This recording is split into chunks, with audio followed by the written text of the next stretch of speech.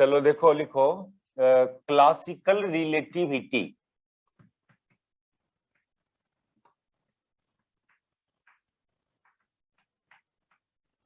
या इसको Newtonian relativity भी बोलेंगे।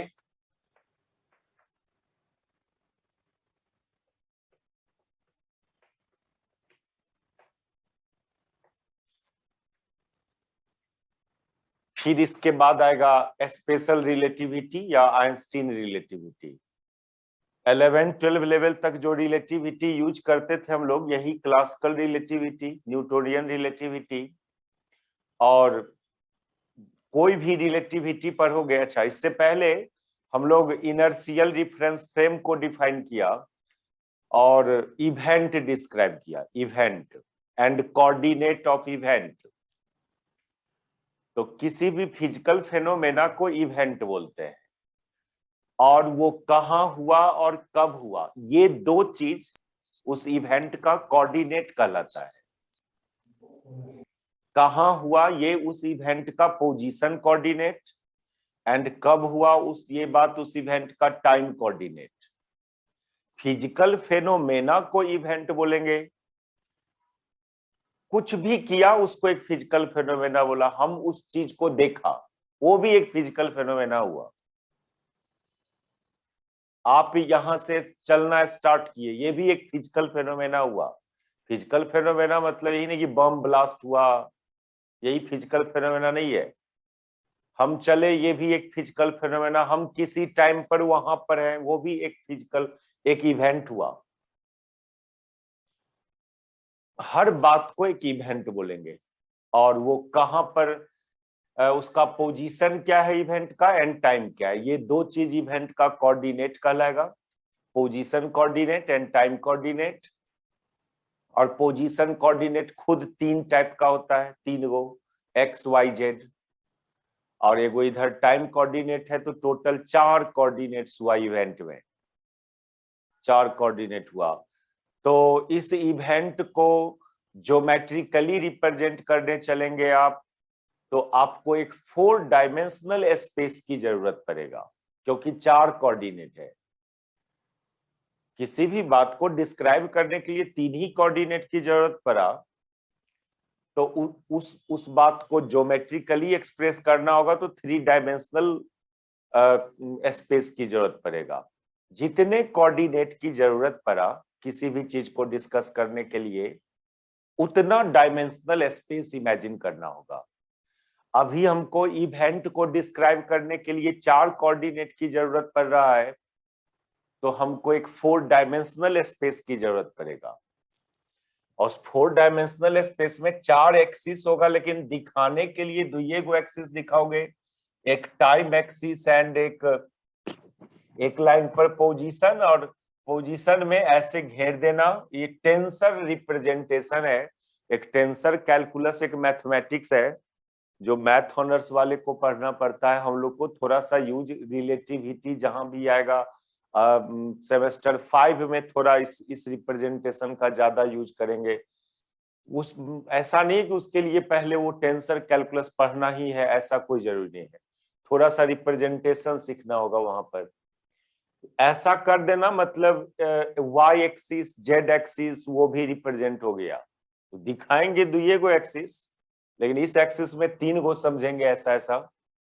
ये 4 डायमेंशनल स्पेस, ये सब बात हम लोग कर लिया, बस इसी का मेन यूज करना है इस पूरे रिलेटिविटी में।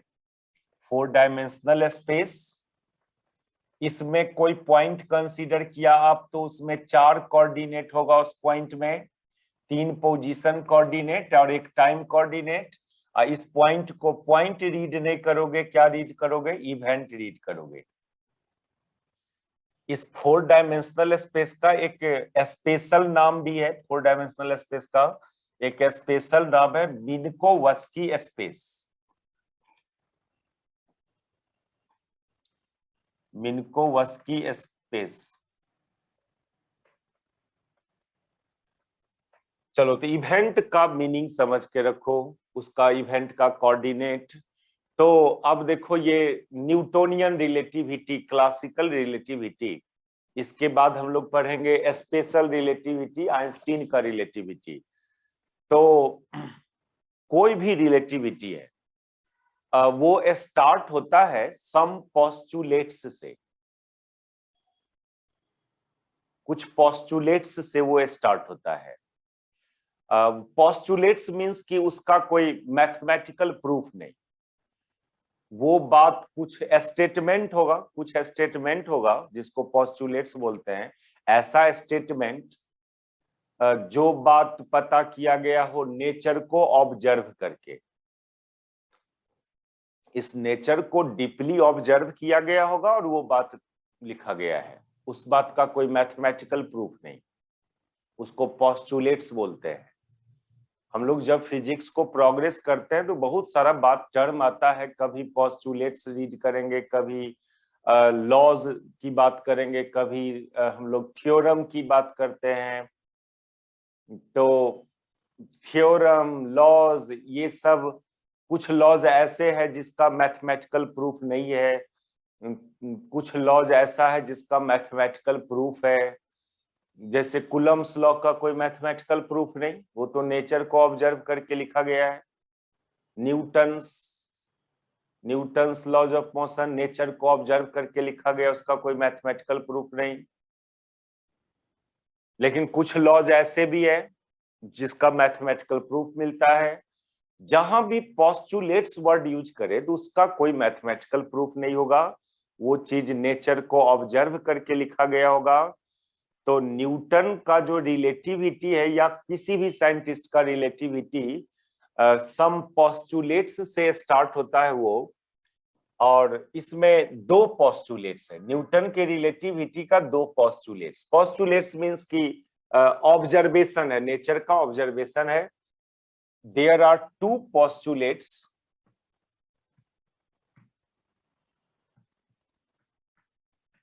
कोई मैथमेटिक्स आप करोगे आगे तो उसका एक स्टार्टिंग बात होना चाहिए ना, लेकिन एक ऐसा स्टार्टिंग पॉइंट जहां जिस बात का कोई प्रूफ नहीं है, उस बात को यूज करके हम लोग अब आगे मैथमेटिकल काम करेंगे, वही है पोस्टुलेट्स। ये दो पोस्टुलेट्स लिखेंगे और इस दो पोस्टुलेट से बहुत सारा मैथमेटिक्स डिराइव होगा। लेकिन ये पोस्टुलेट्स कहां से आया, तो वो ऑब्जर्वेशन है, नेचर को ऑब्जर्व करके लिखा गया बात है ये। There are two postulates of classical relativity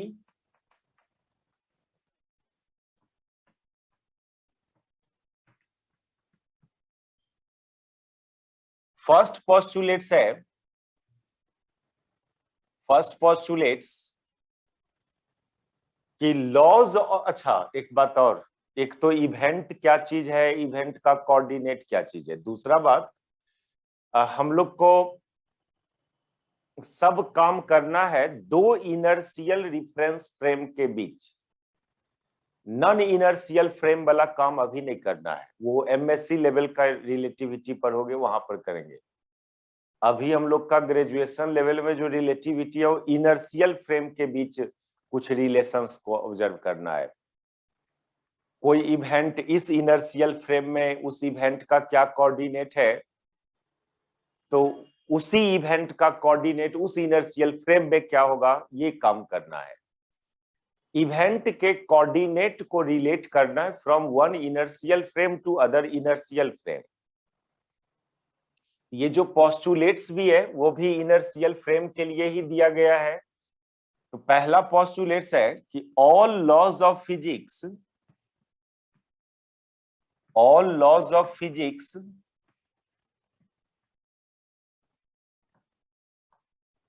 कोई कोई बुक लिखेगा हैज सेम फॉर्म, या कोई कोई बोलेगा equally valid.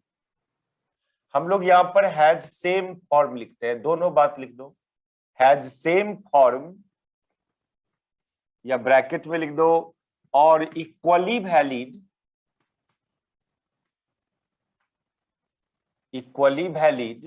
With respect to all inertial frame.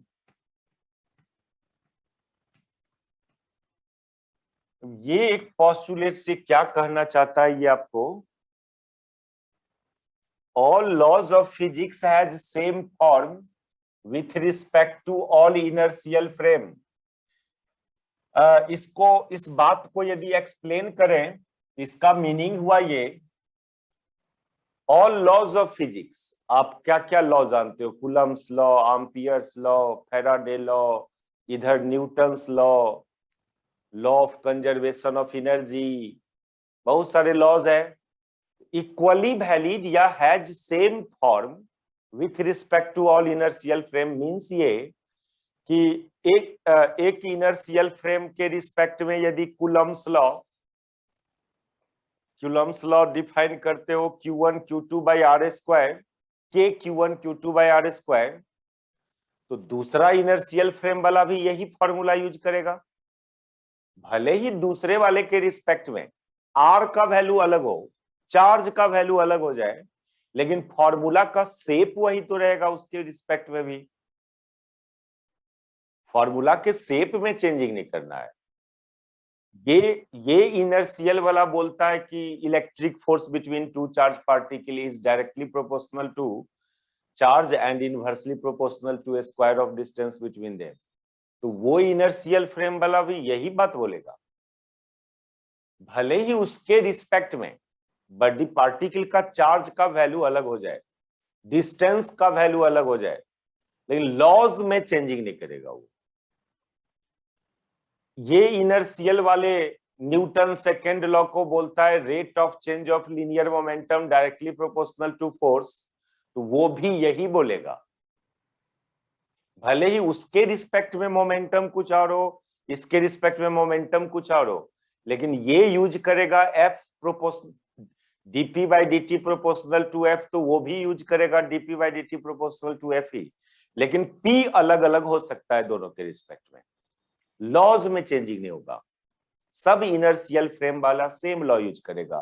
आप बायोट सेवार्ट लॉ जिस रूप में यूज करते हो सब उसी रूप में यूज करेगा। ये first postulates. Second postulates,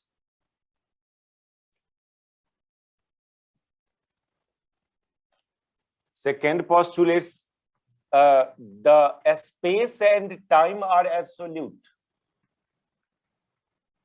Space and time are absolute. Absolute मतलब सबके रिस्पेक्ट में वही सेम वैल्यू होना। स्पेस इज एब्सोल्यूट मींस क्या, हमारे नजर में इस कलम का, इस चौक का जो लेंथ है, सब इनर्शियल फ्रेम वाले के रिस्पेक्ट में इस चौक का लेंथ उतना ही होगा। हमारे रिस्पेक्ट में कोई घटना यहां पर हुआ तो सबके रिस्पेक्ट में वो घटना वहीं पर हुआ होगा। इसका मीनिंग हुआ स्पेस इज एब्सोल्यूट। सबके रिस्पेक्ट में स्पेस क्वांटिटी जो होता है, लेंथ क्या है, लेंथ तो स्पेस से रिलेटेड क्वांटिटी है ना, टाइम से रिलेटेड क्वांटिटी हुआ, स्पेस से रिलेटेड क्वांटिटी हुआ लेंथ। तो सबके रिस्पेक्ट में वो वैल्यू सेम होना, दैट इज वो चीज एब्सोल्यूट हुआ। और यदि अलग अलग के रिस्पेक्ट में उस चीज का वैल्यू, कोई चीज का वैल्यू डिफरेंट आ रहा है, दैट इज वो क्वांटिटी एब्सोल्यूट नहीं है। एब्सोल्यूट मींस सबके रिस्पेक्ट में सेम होना। स्पेस इज एब्सोल्यूट मतलब कोई चीज का लेंथ सेम होना, एक पोजीशन से दूसरे पोजीशन के बीच का डिस्टेंस सेम होना सबके रिस्पेक्ट में। पोजीशन सेम होना नहीं, स्पेस का एब्सोल्यूटनेस का मतलब पोजीशन सेम होना। हाँ, पोजीशन सेम इस मायने में बोल सकते हो कि मान लो गांधी सेतु कहाँ है, तो सब कोई बोलेगा पटना ही में है, लेकिन पोजीशन अलग अलग होगा। स्टेटमेंट दे तो सबके अकॉर्डिंग सब बोलिएगा पटना में, लेकिन पोजीशन की बात करोगे तो रांची वाले के रिस्पेक्ट में उसका पोजीशन कुछ और होगा, बोकारो वाले के रिस्पेक्ट में उसका पोजीशन कुछ और होगा। पोजीशन के लिए तो ओरिजिन अलग अलग हुआ, तो पोजीशन सेम चीज का पोजीशन अलग अलग होगा, लेकिन लैंग्वेज में रीड करेंगे तो सबको यही बोलेंगे कि गांधी सेतु पटना में। अच्छा, टाइम का एब्सोल्यूटनेस मींस कोई फेनोमेना एक इनर्शियल के रिस्पेक्ट में जिस समय हुआ वो फिजिकल फेनोमेना सारे इनर्शियल फ्रेम के रिस्पेक्ट में उसी समय पर होगा। कोई बल्ब हमारे नजर में 2 बजे जला तो सब इनर्शियल फ्रेम वाले के रिस्पेक्ट में वो 2 ही बजे जलेगा। इसको बोलते हैं time is absolute. According to Newton space and time are absolute, यानी सारे इनर्शियल के रिस्पेक्ट में कोई फिजिकल फेनोमेना का पोजीशन नहीं बोलो, 2 पॉइंट के बीच का डिस्टेंस, डिस्टेंस ट्रेवल्ड बाय ए पार्टिकल, पोजीशन का भी मत बोलना है। स्पेस एब्सोल्यूट बोले तो पोजीशन सेम नहीं बोलना है। पोजीशन ओरिजिन के चॉइस पर डिपेंड करता है। अलग अलग पोजीशन पर ओरिजिन होगा तो सेम पॉइंट का कोऑर्डिनेट अलग हो जाएगा। डिस्टेंस, लेंथ, ये सब सेम होना सबके रिस्पेक्ट। ये मीनिंग हुआ स्पेस इज एब्सोल्यूट का। टाइम इज एब्सोल्यूट, यानी फिजिकल फिनोमेना सबके रिस्पेक्ट में एक ही टाइम पर होगा। हमारे नजर में बल्ब का जलना, स्विच ऑन होना एंड स्विच ऑफ होने के बीच का इंटरवल यदि 1 आवर है तो सबके रिस्पेक्ट में उसका वो इंटरवल 1 ही आवर होना चाहिए। ये सब हो जाता है टाइम का एब्सोल्यूटनेस का। ये 2 बात मान के फिजिक्स को प्रोग्रेस किया था न्यूटन। हम लोग 11-12 में जितने भी बातें स्टडी किया, जो भी फॉर्मूला डिराइवेशन सब आगे जो भी सब काम किया, आप यही 2 कंसेप्ट्स पर आगे बढ़ा था फिजिक्स, और करते भी थे। ये बात तो यूज किए भी हो आप। सब के रिस्पेक्ट में एक रॉड है तो उसका लेंथ सेम ही होता था। कोई बल्ब 2 बजे जला तो सबके रिस्पेक्ट में, तो ये बात तो यूज किए हैं हम लोग। यही तो होता था पहले। तो इस 2 पोस्टुलेट्स को अब यूज किया कौन? सबसे पहले गैलीलियन इस 2 बात को यूज किया, और वो कुछ मैथमेटिक्स, कुछ मैथमेटिकल काम किया गैलीलियन। इवेंट के कोऑर्डिनेट को रिलेट किया one inertial to other inertial, इस 2 बात को यूज करके। यानी एक इनर्शियल फ्रेम में कोई इवेंट कहां हुआ और कब हुआ, यदि ये जान रहे हो आप, तो दूसरे इनर्शियल के रिस्पेक्ट में सेम इवेंट कहां होगा और कब होगा, उसके लिए कुछ इक्वेशंस डिराइव किया गैलीलियन इस 2 पोस्टुलेट्स को यूज करके, जिसको वो अपना नाम दिया Galilean transformation equation. Transformation from one inertial frame to other inertial frame में कोऑर्डिनेट का ट्रांसफॉर्मेशन करना। तो सबसे पहला जो मैथमेटिकल काम किया गया गैलीलियन के द्वारा, वो इवेंट के कोऑर्डिनेट को रिलेट किया from one inertial frame to other inertial frame by using postulates of Newtonian relativity, and these equations are called Galilean transformation equation। तो टॉपिक बनाओगे आप Galilean transformation.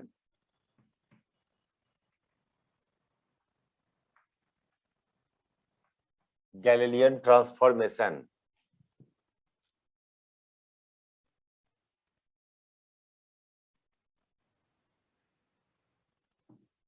Galilean use the postulates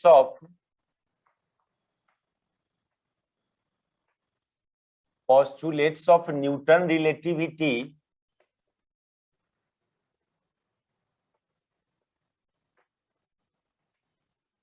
and derive some relation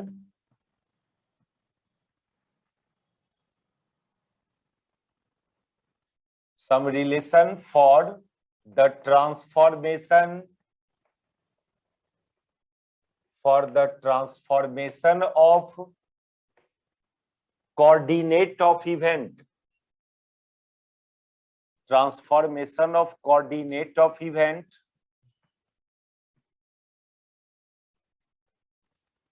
between 2 inertial frame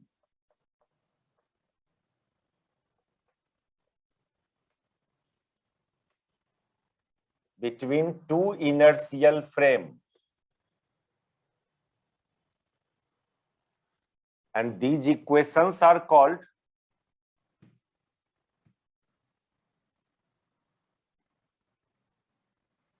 Galilean transformation equation.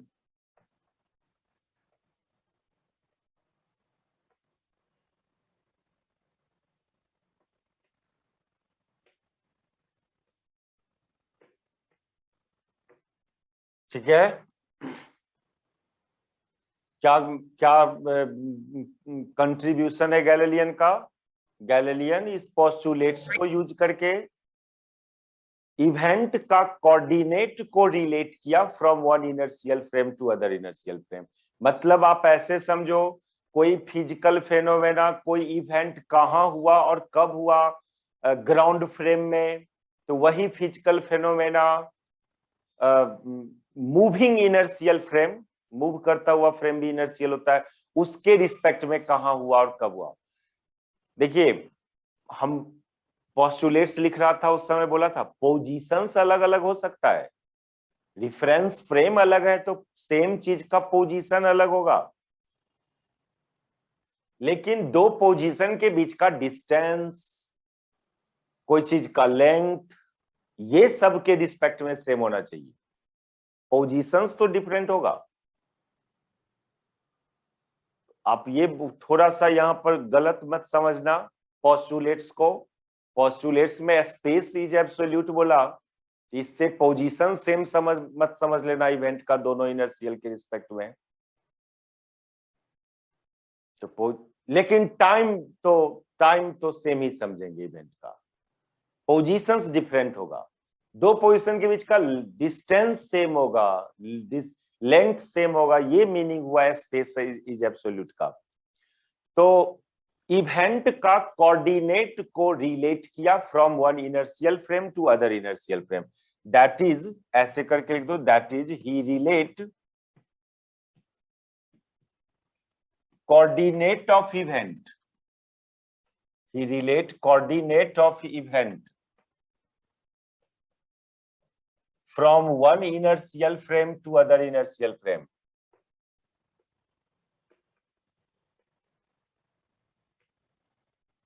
One inertial frame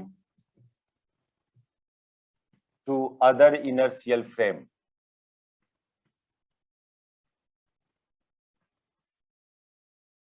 अब देखो कैसे ये relate किया है event के कोऑर्डिनेट को, और उसको, उस रिलेशंस को डिराइव करने में ये न्यूटन का दो पोस्टुलेट्स को यूज किया, वो कैसे, वो सब देखिए। तो मिटा दें इसको,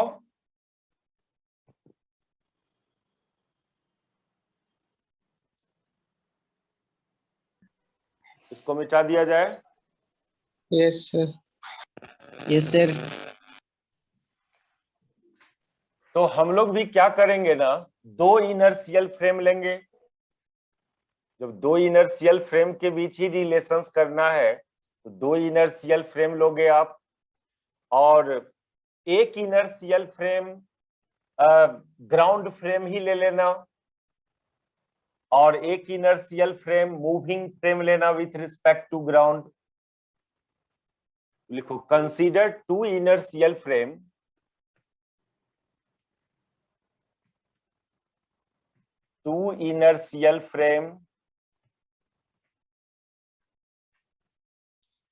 S and S dash. S frame को अनप्राइम्ड फ्रेम रीड करेंगे, लैंग्वेज में जब भी बोलना होगा तो इसको अनप्राइम्ड फ्रेम, एंड एक S डैश, इसको रीड करेंगे primed frame.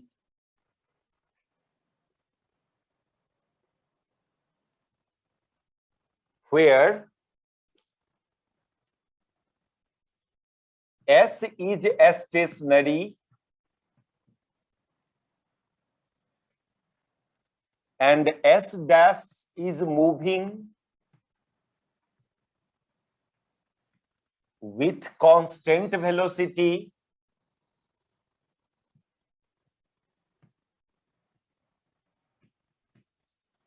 with respect to S, parallel to x-axis.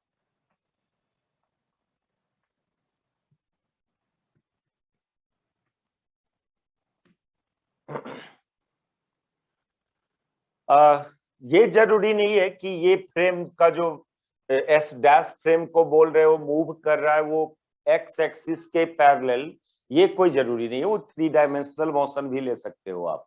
लेकिन हम लोग सब काम करेंगे 1 डायमेंशनल मोशन से, पूरे रिलेटिविटी को डिस्क्राइब करेंगे, फिर उस एक्सप्रेशन को जनरलाइज किया जाएगा वो 3 डायमेंशनल के लिए। सभी बुक में सेमेस्टर 1 का रिलेटिविटी हो या सेमेस्टर 5 का, सब कोई 1 डायमेंशनल में, बुक में भी आपको 1 डायमेंशनल फॉर्म में ही सारा रिलेशन सब डिराइव करता हुआ दिखेगा। हम लोग कर लेंगे साथ साथ, यदि 3 डायमेंशनल मोशन होता तो फिर ये इक्वेशन में कैसा चेंजिंग होगा वो करेंगे, लेकिन आप फिक्स्ड कर लो 1 डायमेंशनल मोशन यदि वाला समझ रहे हो, यदि तो 3 डायमेंशनल मोशन वाला वहीं से जनरलाइज कर दिया जाता है रिजल्ट को। ऐसा नहीं कि हम लोग ही 1 डायमेंशनल, सारे बुक सब में भी 1 डायमेंशनल मोशन मान के सब रिलेशन सब डिराइव किया हुआ है।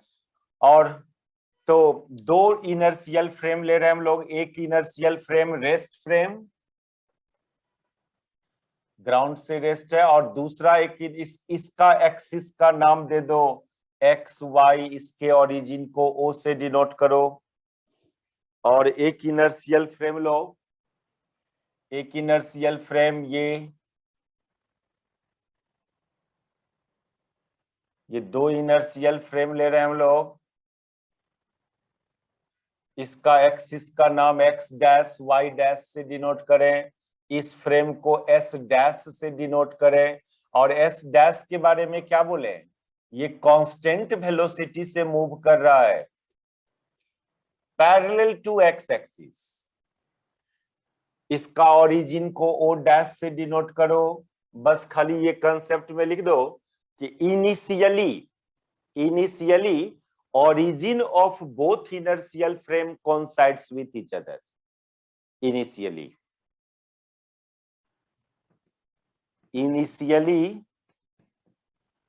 origin of both inertial frame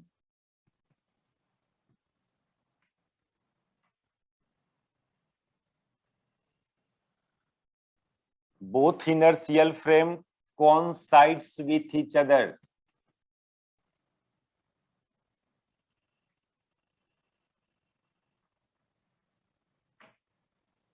ये 2 रिफरेंस फ्रेम दिख रहा है ना, एक डॉटेड से डिनोट कर रहे हैं एक रिफरेंस फ्रेम को, और ये एस है, ये रेस्ट फ्रेम जो है वो एस फ्रेम है। इनिशियली दोनों का एक्सिस सब ओरिजिन एक्सिस कोइंसाइड कर रहा है। एस डैश को मूविंग माने हैं एक्स एक्सिस के पैरेलल, एक्स एक्सिस के पैरेलल मूव करता हुआ माना एस डैश फ्रेम को, constant velocity with respect to S, तब ना वो भी इनर्शियल होगा। आपको 2 इनर्शियल फ्रेम लेना है ना, एक तो ग्राउंड फ्रेम लिया, ग्राउंड से अटैच फ्रेम इनर्शियल होता है, अब ग्राउंड के रिस्पेक्ट में जो कांस्टेंट वेलोसिटी से मूव करेगा वो भी इनर्शियल होगा। तो एक इनर्शियल फ्रेम रेस्ट फ्रेम लिया और एक मूविंग फ्रेम लिया। अब आपको एक इवेंट कंसीडर करना होगा। पहले तो 2 इनर्शियल फ्रेम लेना था वो ले लिए, और कैसे लिए वो ध्यान रखो, कैसे इनिशियली कोइंसाइड करता हुआ लिया और एक फ्रेम को मूव करता हुआ माना with respect to rest frame. अच्छा, अब नाउ कंसीडर एन इवेंट, लिख लिया इसको सर, थोड़ा सा रुकिए।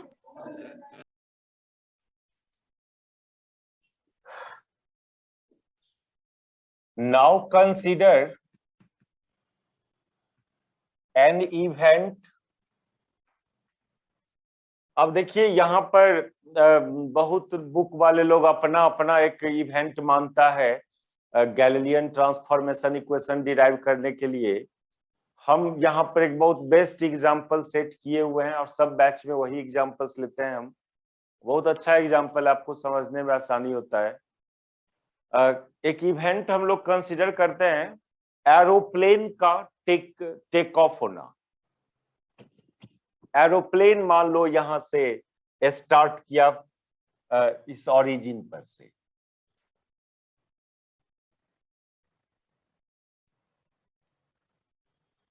जिस समय ये फ्रेम इधर चलना स्टार्ट किया उसी समय ये एरोप्लेन यहां से फ्लाई ऑफ हुआ। ये इसका फ्लाई ऑफ होना ये एक इवेंट हुआ, ये एक इवेंट हुआ, और कुछ देर के बाद ये कहीं अकर करेगा, वो भी एक सेकेंड इवेंट कहलाएगा। कहीं पर अकर करना इस प्लेन का वो एक सेकेंड इवेंट होगा। तो now we consider an event in विच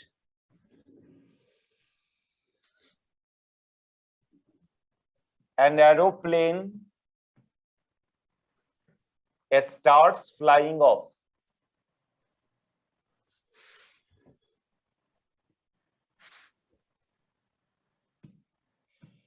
अब ये घटना, ये जो इट इज फर्स्ट इवेंट, ऐसे लिख दो, it is taken as first event, it is taken as first event. अब इस इवेंट का कोऑर्डिनेट लिखा जाए, इस इवेंट का कोऑर्डिनेट को लिखेंगे। तो दो इनर्शियल फ्रेम है, दोनों इनर्शियल फ्रेम के रिस्पेक्ट में इसका कोऑर्डिनेट इमेजिन करें। तो एस फ्रेम में, एस फ्रेम वाले के रिस्पेक्ट में ये ओरिजिन से स्टार्ट किया है फ्लाई ऑफ होना, तो एस वाले के रिस्पेक्ट में इस इवेंट का position coordinate 0 0 0, X Y Z तीनों कोऑर्डिनेट 0, एंड टाइम कोऑर्डिनेट भी 0। कोई घटना स्टार्ट होता है तो उस टाइम को 0 मानते हो। तो एस वाले के नजर में इस फर्स्ट इवेंट का कोऑर्डिनेट, चारों coordinate 0, positional coordinate 0 and time coordinate भी 0। तो coordinate of event with respect to S, coordinate of this event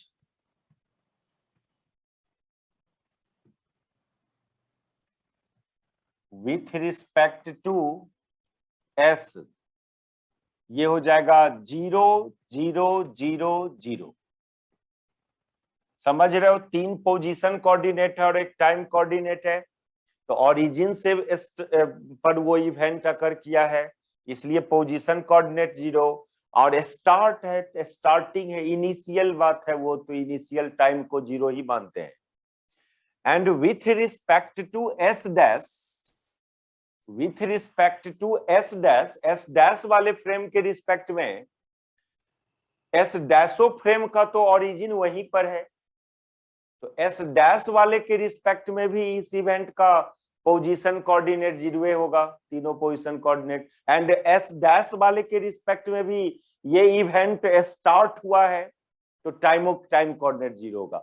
S dash वाले के भी रिस्पेक्ट में ये फर्स्ट इवेंट का सब कोऑर्डिनेट 0, क्योंकि एस डैश का भी ओरिजिन वहीं पर है। तो with respect to S dash, coordinate of event is also 0 0 0,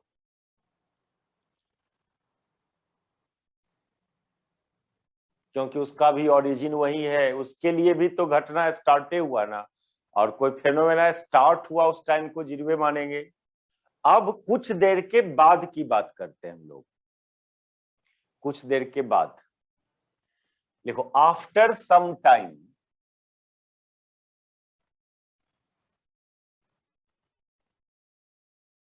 मिटा दो इसको। Yes sir. After some time,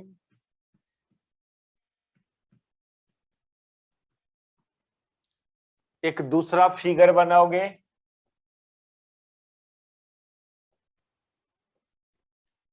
जिसमें एस फ्रेम तो स्टेशनरी फ्रेम है, वो वहीं रह जाएगा, और एस डैश फ्रेम सपोज करो मूव करके यहां आ गया, वो तो मूविंग फ्रेम था S dash frame, S dash frame या एस फ्रेम यहीं पर है, ये तो ऑलवेज कांस्टेंट वेलोसिटी v से मूव कर रहा है विथ रिस्पेक्ट टू एस।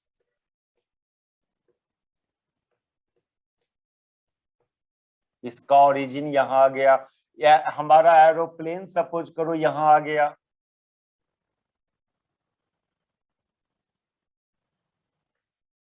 तो अब दोनों फ्रेम कुछ देर के बाद प्लेन को यहां पर देख रहा है, यहां पर देख रहा है, ये एक सेकेंड इवेंट हुआ, यहां पर देखना उस प्लेन को, दैट इज ये एक सेकेंड इवेंट। तो इस समय सपोज कर लो एस वाले के नजर में इस प्लेन का position coordinate X Y Z है, और एस वाले के नजर में मान लो इस प्लेन को यहां से यहां तक आने में टाइम लगा T. let position coordinate of plane with respect to s is x y z and time coordinate is t. After some time, let coordinate of event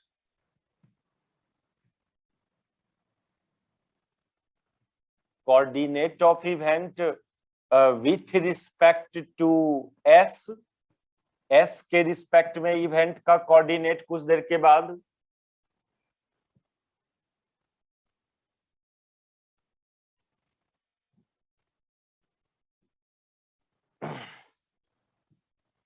x Y Z T.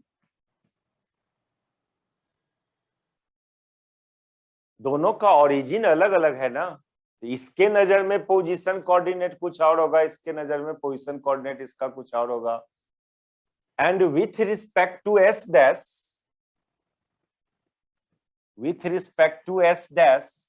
coordinate of event is x dash y dash z dash, time भी मान लो t dash. जरूरी नहीं है कि S वाले के नजर में यहां से यहां तक आने में जो टाइम लगा, एस डैशो वाले के नजर में इस प्लेन को यहां से यहां तक आने में उतने ही टाइम लगा हो, ये कोई जरूरी नहीं है। लेकिन न्यूटन का जो सेकंड पोस्टुलेट्स है वो तो यही बोलता है कि टाइम दोनों के रिस्पेक्ट में सेम होना चाहिए। हम लोग एज्यूम किया सिंबल अलग अलग टाइम का, लेकिन अब गैलीलियन यहां पर न्यूटन का सेकंड पोस्टुलेट्स यूज करने जा रहा है, सेकंड पोस्टुलेट्स यूज करने जा रहा है। वो क्या? टाइम इज एब्सोल्यूट, ऐसा बोला गया था सेकंड पोस्टुलेट्स में।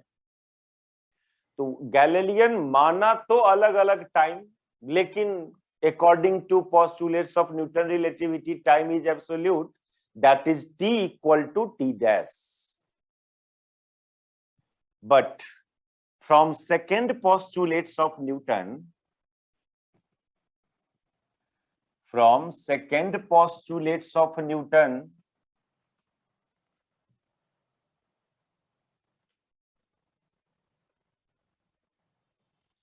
that is time is absolute.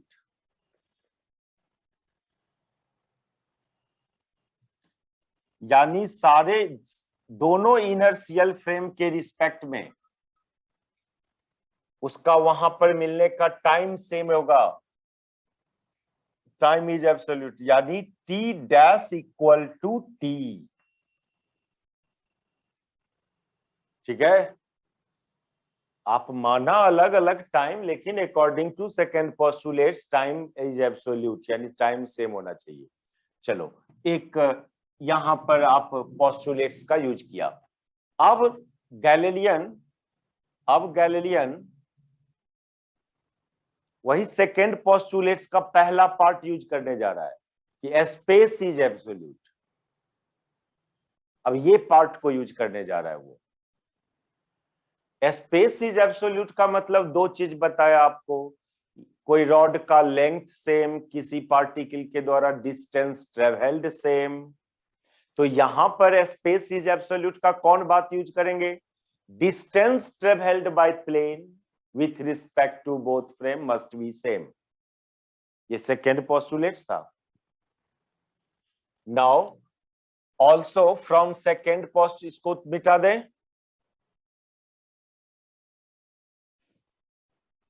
Yes sir।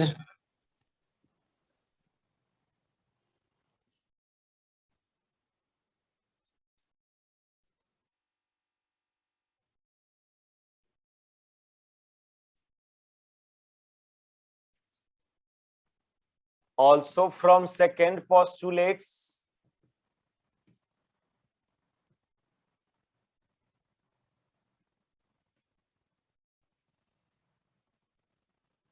that a space is absolute,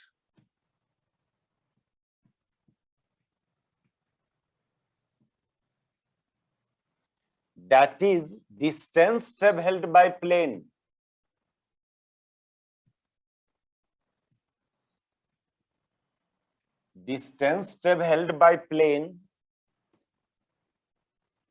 with respect to both frame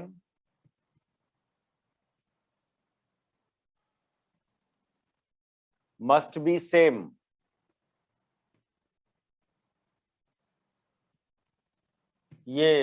ये भी सेकेंड पोस्टुलेट था कि space is absolute.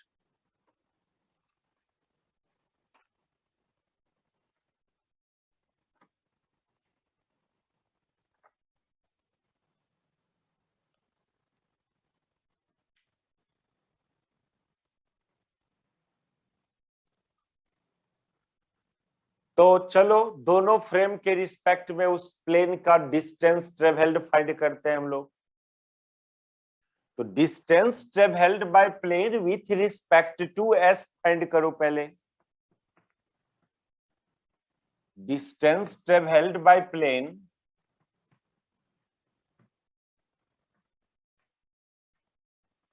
With respect to S. Distance का formula root x2 minus x1 square plus y2 minus y1 square plus z2 minus z1 square. Distance formula coordinate geometry का वो क्या था? Square root of x2 minus x1 square. तो इस event का final coordinate x y z है और initial coordinate 0 0 0 है। तो ये क्या होता है formula? Distance formula x2 minus x1 square plus y2 minus y1 square plus z2 minus z1 square. यही ना distance formula? That is root x square plus y square plus z square. ये हुआ distance travelled by plane with respect to s।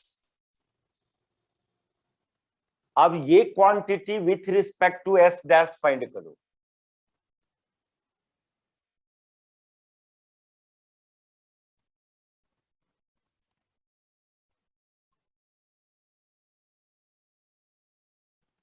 फिर distance travelled by plane with respect to s dash.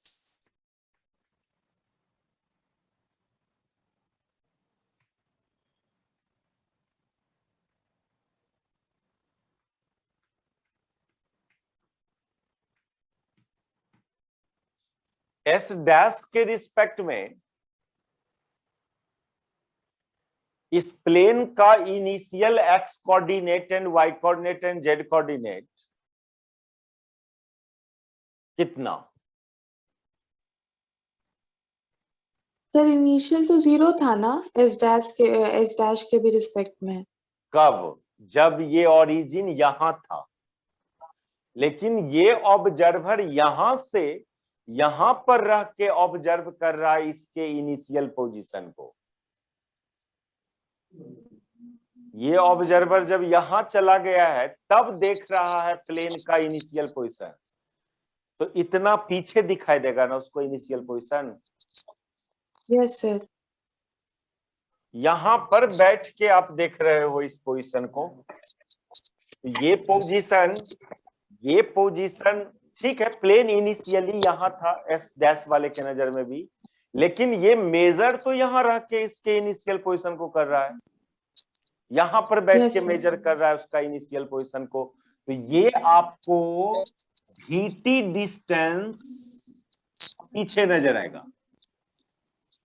यानी इस plane का initial x coordinate with respect to s dash VT distance पीछे नजर आएगा। थोड़ा ये बात सबको समझ में आया? ये बात यस अब सर।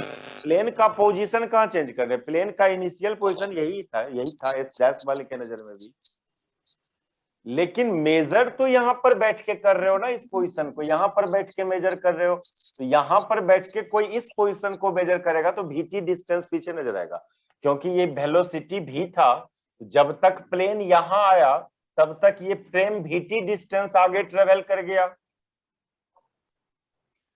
vt लो या vt डैश लो, कहोगे ये हाँ सर, ऑब्जर्वर VT मेजर कर रहा है तो इसका वाला टाइम लेना चाहिए, तो t डैश से तो हाँ लिया, सर वही। लेकिन अभी हाँ अभी सर। बोला था ना t डैश बराबर होना चाहिए t का, हाँ सर।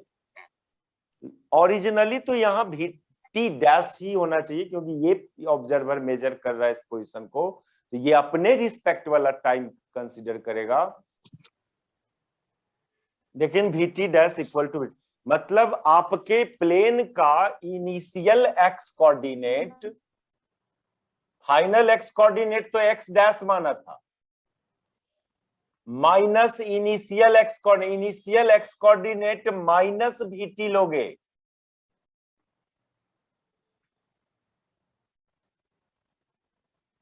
Minus vt।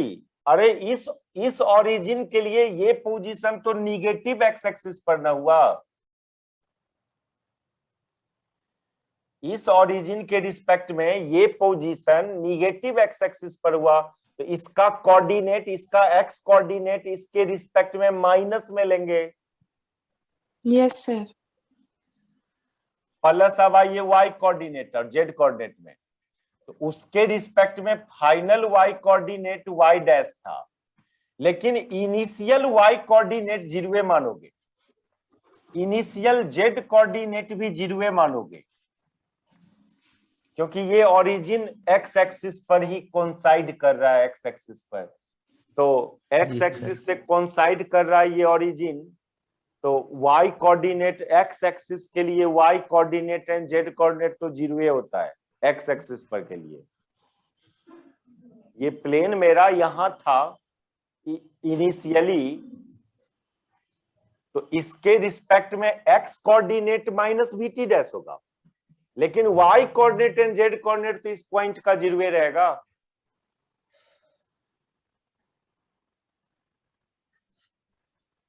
इसका फिर स्क्वायर रूट, दैट इज, इसको थोड़ा ऐसे लिख दो, ये एक्स डैश प्लस vt का whole square plus Y dash square plus Z dash square, ये हुआ distance travelled with respect to S dash, distance travelled by plane with respect to S dash. थोड़ा समझना इस कोऑर्डिनेट वाला खेला को, वो ऑब्जर्वर वहां रह के इसके इनिशियल पोजीशन को ऑब्जर्व कर रहा है, वहां रह के, तो वहां बैठ के आप इस पोजीशन को ऑब्जर्व करोगे तो vt डिस्टेंस पीछे नजर आएगा, ये पोजीशन, यानी उस प्लेन का इनिशियल एक्स कोऑर्डिनेट उस ऑब्जर्वर के रिस्पेक्ट में माइनस vt डैश होगा, इनिशियल एक्स कोऑर्डिनेट, लेकिन initial Y and Z coordinate zero रहेगा उसके रिस्पेक्ट में। अच्छा, कहोगे सर अभी तक फर्स्ट पोस्टुलेट्स यूज नहीं किया, हम लोग फर्स्ट पोस्टुलेट्स यूज किया।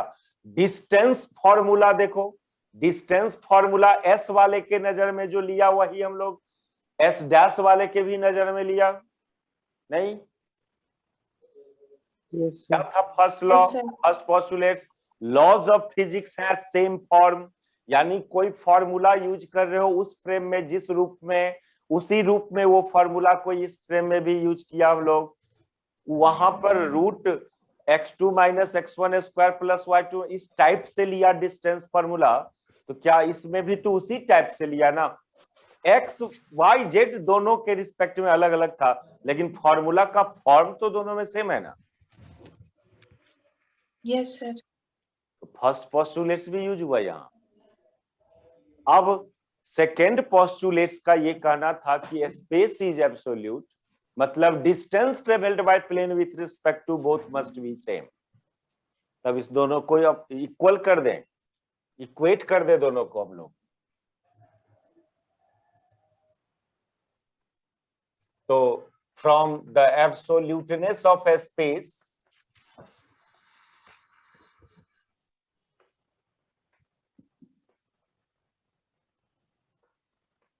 Absoluteness of a space is that distance traveled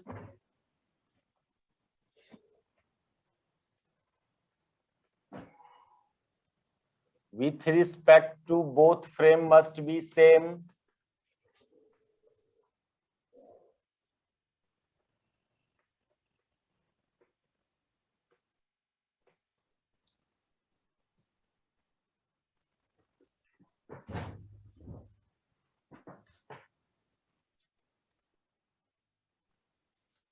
तो बताओ ये एस डैश वाले के नजर में आया है डिस्टेंस ट्रेवल्ड का formula X dash plus V T का whole square plus Y square Y dash square plus Z dash square,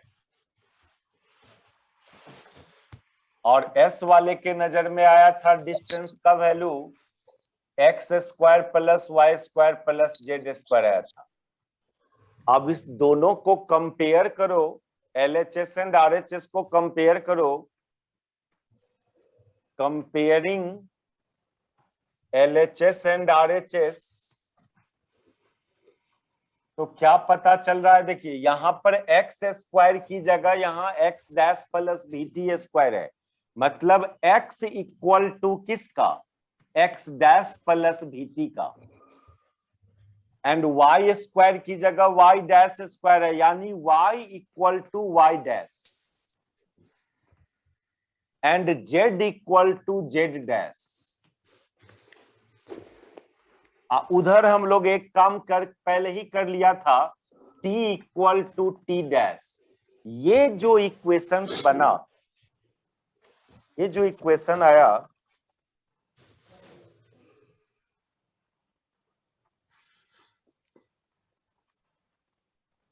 इसी इक्वेशन को बोलते हैं हम लोग गैलीलियन ट्रांसफॉर्मेशन इक्वेशन। यही, these are called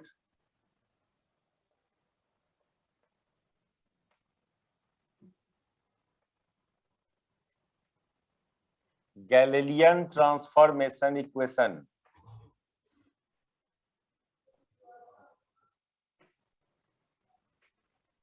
देखो क्या मिला, ये आया क्या है? ये रिलेशन बिटवीन पोजीशन कोऑर्डिनेट ही है ना। मान लीजिए कि आप एस डैश फ्रेम में पोजीशन कोऑर्डिनेट जानते हो, एस डैश फ्रेम में, तो एस फ्रेम में क्या होगा पोजीशन कोऑर्डिनेट उस इवेंट का, उसके लिए कुछ रिलेशंस आया नहीं, यानी ये रिलेशन आया transformation of position coordinate and time coordinate width between two inertial frame.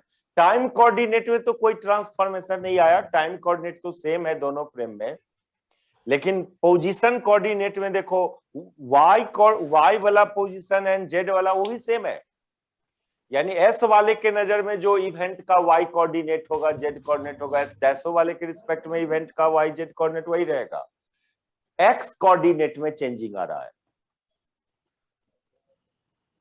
इसी को बोलते हैं हम लोग गैलीलियन ट्रांसफॉर्मेशन इक्वेशन।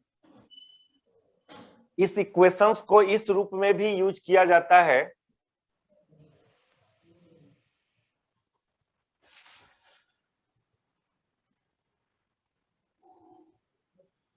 उल्टा आप यूज कर सकते हो। एक्स डैश को इधर रखोगे लेफ्ट साइड, एक्स डैश को लेफ्ट साइड रखोगे तो एक्स इधर हो जाएगा X minus V T, and Y dash बराबर वाई, जेड डैश बराबर जेड, टी डैश बराबर टी। इस रूप में भी यूज कर सकते हो।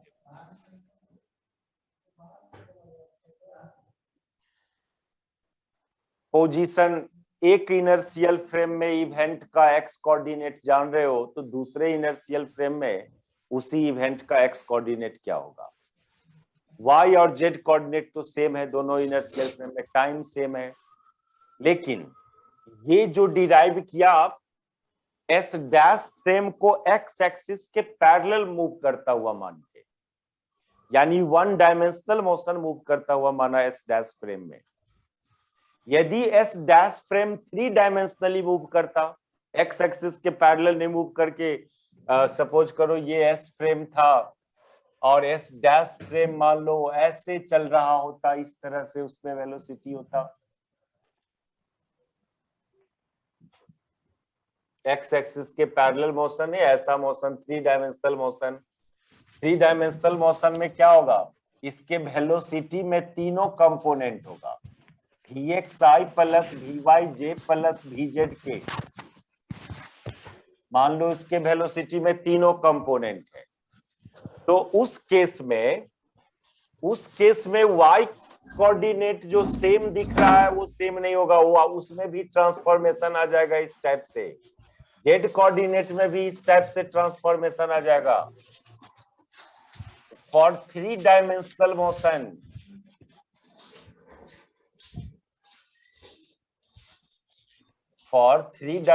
मोशन आपका जो ये ट्रांसफॉर्मेशन इक्वेशंस ऐसा होता, x dash equal to x minus vxt, y dash equal to y minus vyt, z dash equal to z minus vzt, and time coordinate तो अभी भी सेम लेंगे। तब ये इक्वेशंस यूज कर, तब तीनों पोजीशन कोऑर्डिनेट में ट्रांसफॉर्मेशन बनता,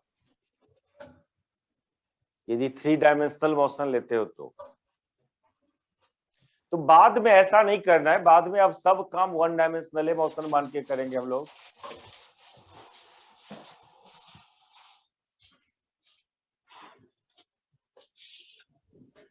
ये तो पोजीशन का ट्रांसफॉर्मेशन इक्वेशन है। अब आप चाहते हो वेलोसिटी का ट्रांसफॉर्मेशन, एक्सेलरेशन का ट्रांसफॉर्मेशन। एक इनर्शियल फ्रेम में कोई पार्टिकल का वेलोसिटी जान रहे हैं, तो दूसरे इनर्शियल फ्रेम में उसका क्या वेलोसिटी होगा। एक्सेलरेशन जान रहे हो एक इनर्शियल फ्रेम में, तो दूसरे के, ये तो पोजीशन का ट्रांसफॉर्मेशन इक्वेशन है। अब वेलोसिटी एंड एक्सेलरेशन का देखिए,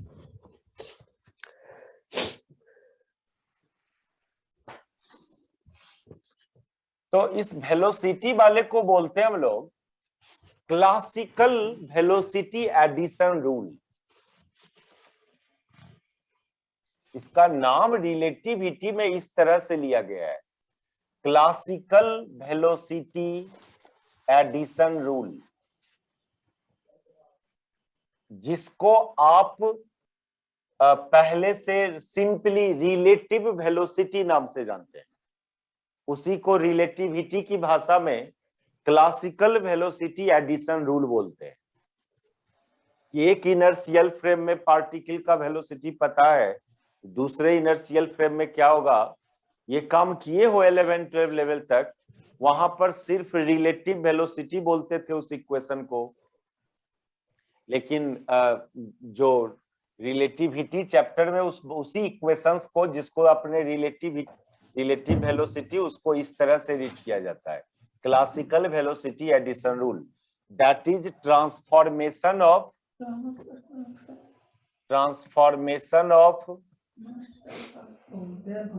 velocity of a particle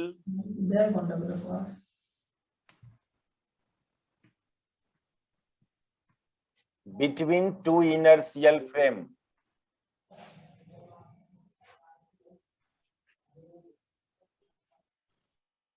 तो वो कोई टफ बात नहीं है, यदि पोजीशन में रिलेशन आ गया तो उसी को टाइम के रिस्पेक्ट में डिफरेंशिएट कर दो तो वेलोसिटी में रिलेशन आ जाएगा। पोजीशन में रिलेशन आपका आया हुआ है x dash equal to x minus vt, 1 dimensional motion मान के चलना, ये भी x कंपोनेंट ऑफ वेलोसिटी है, समझोगे इसको। जब एक कंपोनेंट है वेलोसिटी को, तब कायल है vx v by vz से लिखे, खाली v लिख दिया। ये पोजीशन में रिलेशन हुआ, differentiating with respect to time.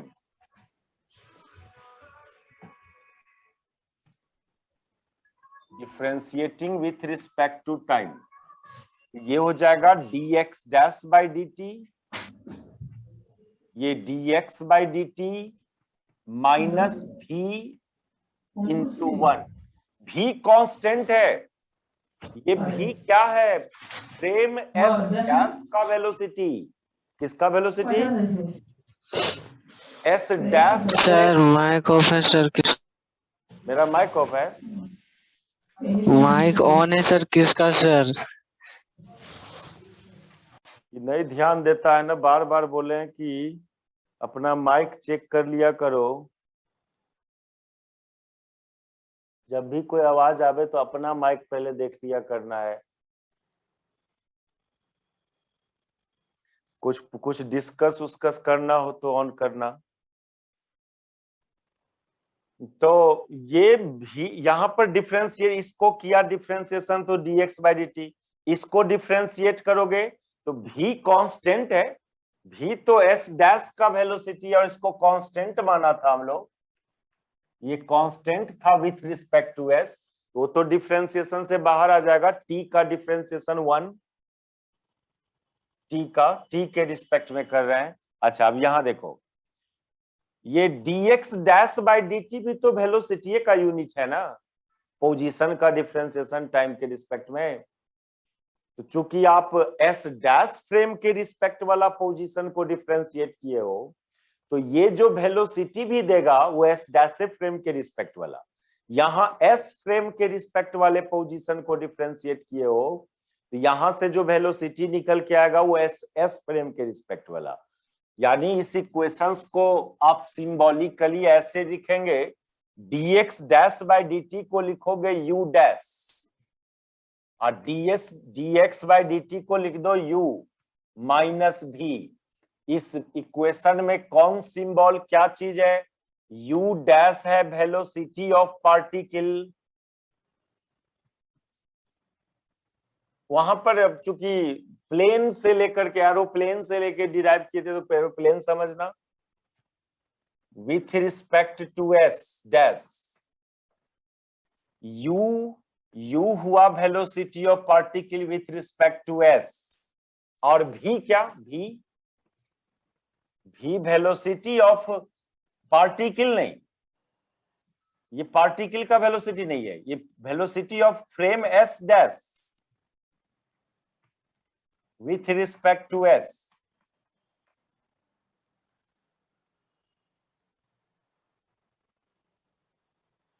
तो ये रिलेशन को पहले से रिलेटिव वेलोसिटी बोलते थे।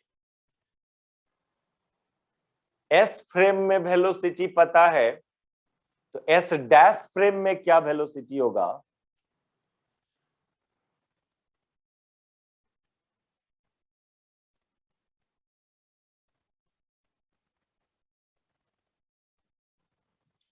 इसको लोग ऐसे लिखता था, velocity of particle with respect to S dash बराबर velocity of particle with respect to S plus velocity of S with respect to S dash. इसको लिखोगे velocity of particle with respect to S minus velocity of S dash with respect to S. अब particle का S dash के respect में U dash माने हैं आप, यहां पार्टिकल का एस के रिस्पेक्ट में यू माने हो, एस डैश का एस, वही चीज तो था। देखो जो पहले आप इस रूप ऐसे आप रिलेटिव वेलोसिटी पहले निकालते थे, वही चीज तो आया है यहां भी। तो जिसको रिलेटिव वेलोसिटी बोलते हैं उसी को यहाँ पर वेलोसिटी ट्रांसफॉर्मेशन रूल बोलते हैं। रिलेटिविटी की भाषा में इस इक्वेशन को velocity transformation rule, classical rule of velocity transformation, velocity addition, ये सब नया नया टर्म सुनिए।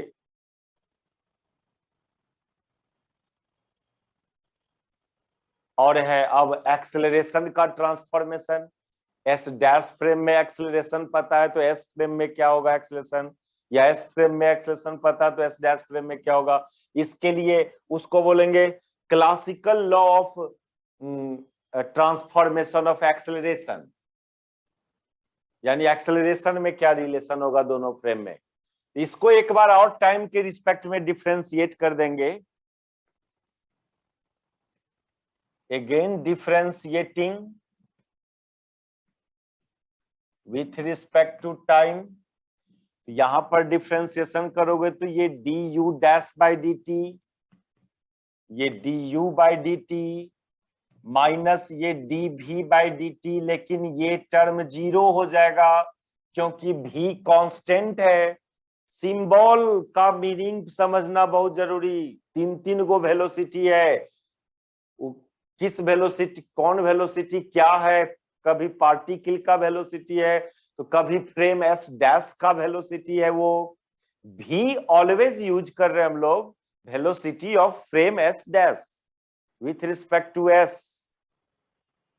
इस बात को थोड़ा गौर करना है तो आगे जो इक्वेशन सब आना है बहुत कंफ्यूजन होगा। वेलोसिटी में बहुत सारा वेलोसिटीज दिखेगा, उसमें किस कब हम लोग किसको पार्टिकल का वेलोसिटी समझें, पार्टिकल का है तो किसके रिस्पेक्ट वाला है, एस के रिस्पेक्ट वाला की एस डैश के रिस्पेक्ट वाला, कौन वेलोसिटी फ्रेम एस डैश का वेलोसिटी है। तो ये थोड़ा परेशान करेगा सेमेस्टर 5 वाला रिलेटिविटी में। तो ये हो गया ए डैश, ये 0 हो गया क्योंकि ये भी तो एस डैश का वेलोसिटी था और S dash frame constant velocity से मूव कर रहा था, इसलिए उसका डिफरेंशिएशन 0। ये ए डैश इक्वल टू ए, देखो एक्सेलरेशन सेम आया, दोनों इनर्शियल फ्रेम में पार्टिकल का एक्सेलरेशन सेम आया, यानी एक्सेलरेशन में कोई ट्रांसफॉर्मेशन नहीं आया। तो करते हैं हम लोग नेक्स्ट क्लास में इसको आगे क्या क्या करना है इसमें से, रहने दो इसको।